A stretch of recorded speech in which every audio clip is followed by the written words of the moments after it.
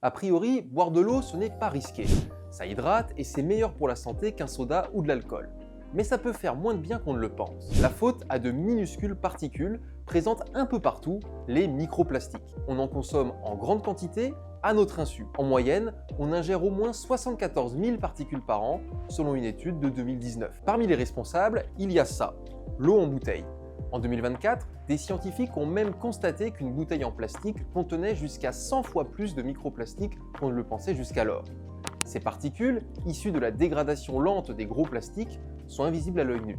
Alors, comment s'en débarrasser? Des scientifiques chinois de l'université de Jinan ont eu une idée, faire bouillir l'eau avant de la boire. Cette idée, ils ne la sortent pas de nulle part, c'est une tradition ancienne dans de nombreux pays asiatiques.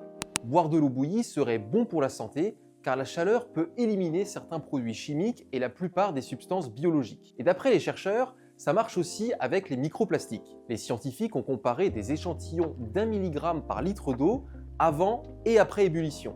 Résultat, dans une eau bouillie 5 minutes puis refroidie, la concentration de microplastiques a diminué de 80%. L'eau du robinet aussi est concernée.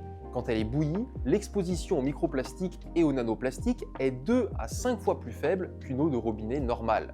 Pour décontaminer l'eau, il suffirait donc de la faire bouillir. Une bonne nouvelle pour tous les amateurs de thé.